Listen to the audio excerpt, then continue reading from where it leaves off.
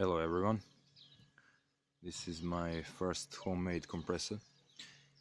It's made, as you can see, I took an old tank from the original air compressor and I took an air conditioner compressor. It looks a bit ugly, but I will take care of that later. Now let me show you how does it work.